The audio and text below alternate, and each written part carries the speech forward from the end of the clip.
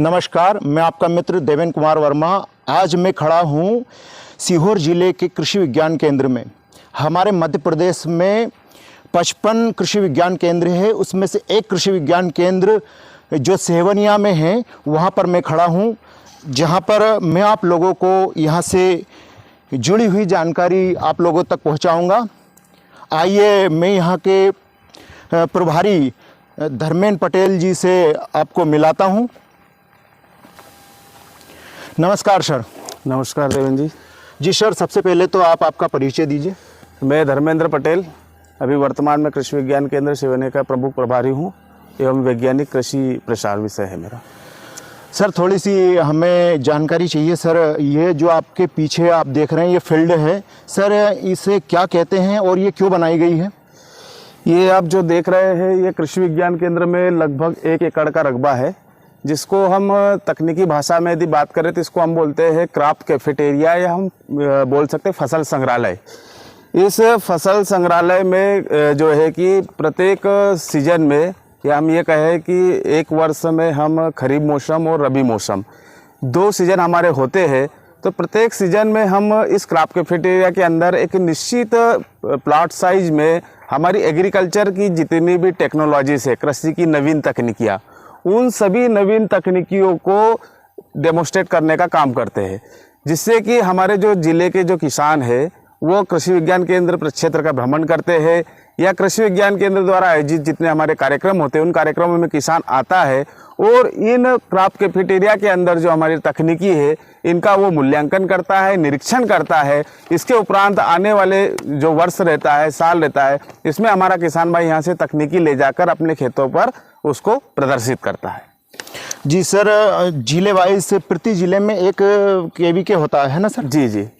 तो सर यहाँ पर किसान आते हैं तो उनको किस तरह से प्रशिक्षण मिलता है, किस तरह से उनको प्रशिक्षण दिया जाता है? देखिए देवेंद्र जी, हमारे यहाँ पर कृषि विज्ञान केंद्र में अलग अलग विषय से संबंधित विशेषज्ञ हैं। अभी वर्तमान में हम कृषि विज्ञान केंद्र की बात करें तो यहाँ पर फसल उत्पादन के वैज्ञानिक है, यहाँ पर मृदा विज्ञान के वैज्ञानिक है, यहाँ पर पोषण संरक्षण के वैज्ञानिक है, और एक हमारे पास सहायक है डॉक्टर कुसुम सुकवाल जो कि गृह विज्ञान की सहायिका है। तो ये हमारे 4 विषय हो गए। इसके अतिरिक्त भी जब किसान की कोई जिज्ञासा रहती है, चाहे उद्यानिकी फसलों से संबंधित प्रशिक्षण के लिए हो, चाहे पशुपालन से संबंधित हो, चाहे मत्स्य पालन हो, चाहे अन्य हमारे विषय हो गए जो कृषि से संबंधित है, उन सभी विषयों पर वर्षवार जो है कि अलग अलग वैज्ञानिक अपने जो वार्षिक कार्य योजना रहती है उसमें, उस वार्षिक कार्य योजना में हमारे जो मौसम होते हैं कृषि के 3, खरीफ मौसम, रबी मौसम और जायद मौसम, इन तीनों मौसमों में जो हमारी टेक्नोलॉजीज रहती है उन टेक्नोलॉजीज के ऊपर किसानों को गाँव में जाकर भी प्रशिक्षण कार्यक्रम दिया जाता है और कृषि विज्ञान केंद्र प्रक्षेत्र पर भी प्रशिक्षण कार्यक्रम आयोजित किया जाता है। कृषि विज्ञान केंद्र प्रक्षेत्र पर जब प्रशिक्षण कार्यक्रम आयोजित किया जाता है, जिसमें हमारे पास लगभग 25 से 30 कृषकों को हमारे को बुलाना रहता है, जिसमें हम अलग अलग ब्लॉक के चयनित गाँवों से कृषकों को बुलाते हैं और उनको प्रशिक्षण प्रदान करते हैं। अच्छा सर, जैसे फसल में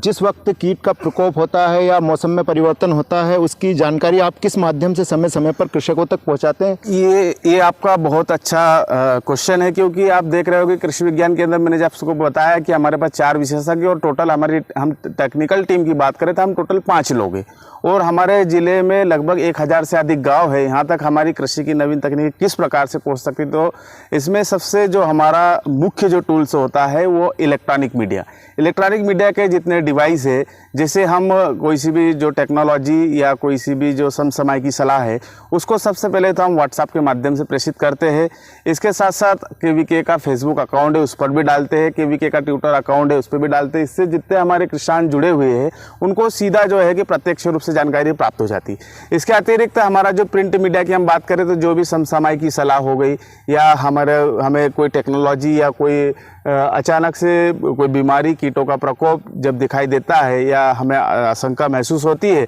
तो हम प्रिंट मीडिया के माध्यम से भी जो है कि समाचार पत्रों में इसका प्रकाशन करके हमारा प्रयास रहता है कि जिले के प्रत्येक गाँव में प्रत्येक किसान तक जो है कि हमारा तकनीकी जानकारी पहुँचे। अच्छा सर, अभी कौन सी फसल लगाने वाले हैं, चयनित फसल,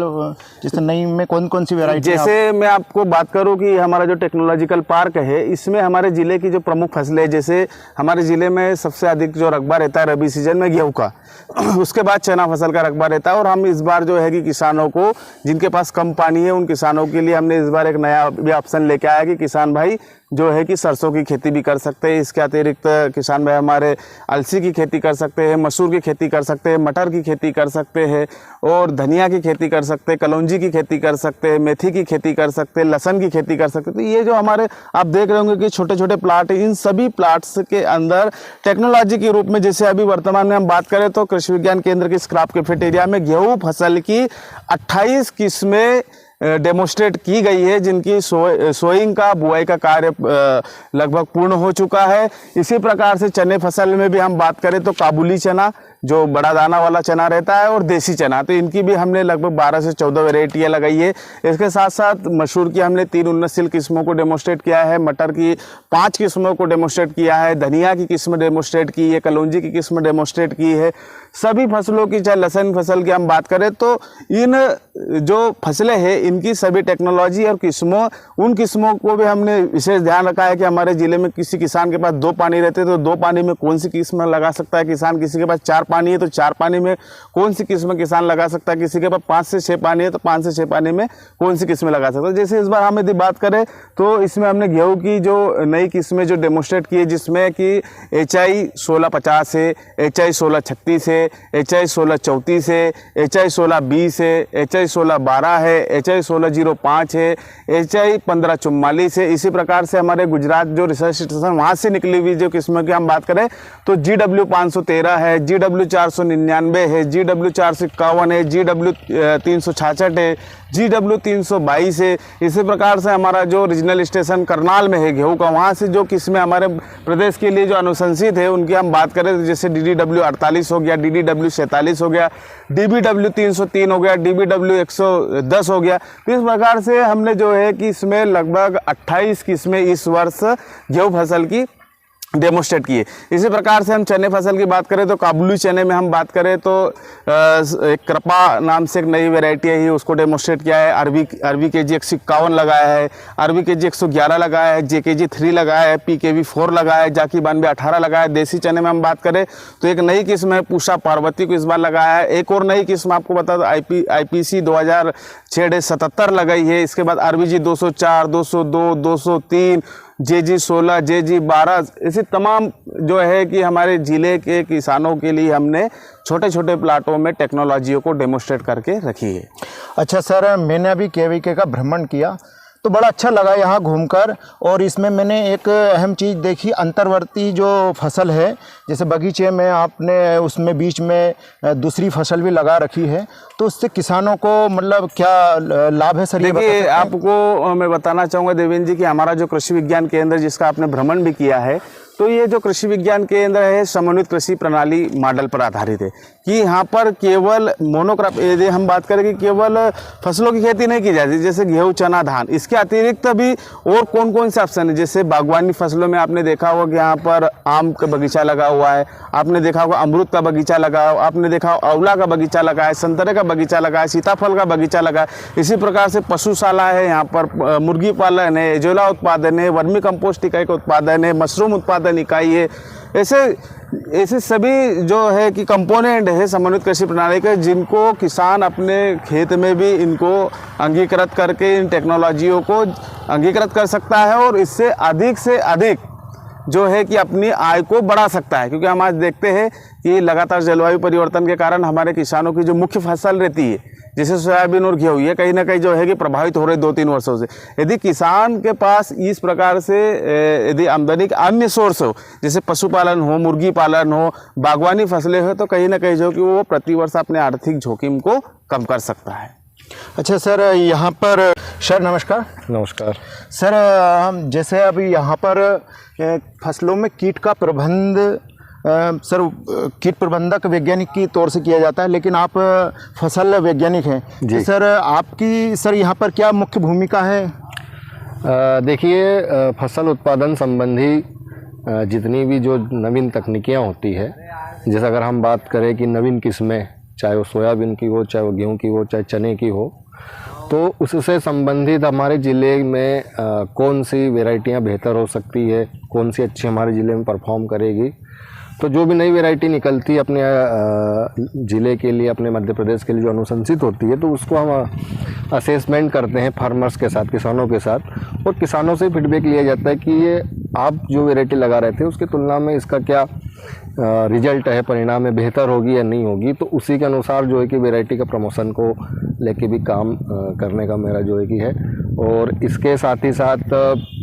दूसरी तकनीकी अगर हम देखें तो चाहे वो खरपतवार प्रबंधन की बात आती है, क्योंकि चाहे हम सोयाबीन फसल में देखें, ख़ास तौर पर खरपतवारों की बहुत ज़्यादा समस्या रहती है। तो और खरपतवार प्रबंधन में क्या क्या विकल्प हो सकते हैं, क्या क्या नई जो तकनीकियाँ हैं उस पर भी जो है कि काम किया जाता है। इसके अलावा जो भी फार्म मशीनरीज़ होती है, तो मशीनरीज़ का प्रमोशन के लिए भी जो उस पर भी काम किया जाता है। चाहे हम अगर सोइंग मेथड्स में बात करें तो हम जो है कि परंपरागत अगर सीडल से बात कर रहे हैं, तो जब भी नई जो है कि मशीनरीज़ आई है, जैसे रीज एंड फरो मशीन है, ब्रॉड बेड फरो मशीन है, तो किस स्थिति में कौन सी मशीन काम करती है ना, तो उस पर भी जो है कि हमारा काम उसमें किया जाता है, चल रहा है। और साथ ही अगर हम देखें तो इंटीग्रेटेड फार्मिंग सिस्टम, होल पूरे फार्म का जो है कि हम खेती के साथ साथ और क्या अन्य व्यवसाय कर सकते हैं, चाहे वो हॉर्टिकल्चर हो, चाहे वो पोल्ट्री हो, गोट्री हो, मुर्गी पालन है ना, डेयरी हो, वर्मी कंपोस्ट हो, तो एक मॉडल किस तरीके से हम तैयार कर सकते हैं। और वही मॉडल जो है कि कृषि विज्ञान केंद्र में भी प्रदर्शित है। आप काफ़ी समय से जो कि केवीके से जुड़े हुए हैं और आपको पूरा जो है कि पता है यहाँ किस तरीके की टेक्नोलॉजी एग्जिस्ट कर रही है, चाहे वो क्रॉप प्रोडक्शन में हो, चाहे वो हॉर्टिकल्चर में हो, चाहे वो गोट्री हो, पोल्ट्री हो, डेयरी हो, वर्मी कंपोस्ट हो, चाहे वेस्ट मटेरियल का हम किस तरीके से खाद बना रहे हैं वो यूनिट हो। ये सारी टेक्नोलॉजीज़ जो है कि कृषि विज्ञान केंद्र में स्थापित है और घर जाके उसको अपनाते हैं। जी सर, क्योंकि मैं भी यहाँ से ट्रेन हूँ सर, आप ही से ट्रेनिंग ली थी मैंने बीच पर, और सर मुझे काफ़ी अच्छा अनुभव हुआ यहाँ से ट्रेनिंग लेकर। तो मैं ज़िले के और तहसील के सभी किसान भाइयों से निवेदन करना चाहता हूँ कि एक बार केवीके ज़रूर आएँ और यहाँ से प्रशिक्षण ज़रूर लें, क्योंकि मैं भी परंपरागत खेती कर रहा था, लेकिन जब यहाँ से ट्रेनिंग ली उसके बाद काफ़ी सुधार हुआ। मैंने अच्छा जो यहाँ का जो अनुभव रहा उससे काफ़ी मेरा प्रॉफिट बढ़ा। तो मैं इसी कारण से यहाँ से केवीके आया हूँ कि किसान भाई अधिक से अधिक कृषि विज्ञान केंद्र से जुड़े और यहाँ की नवीनतम टेक्नोलॉजी से जुड़े, यहाँ से अच्छा सा प्रशिक्षण ले और अपनी कृषि में बेहतर उपज ले। धन्यवाद।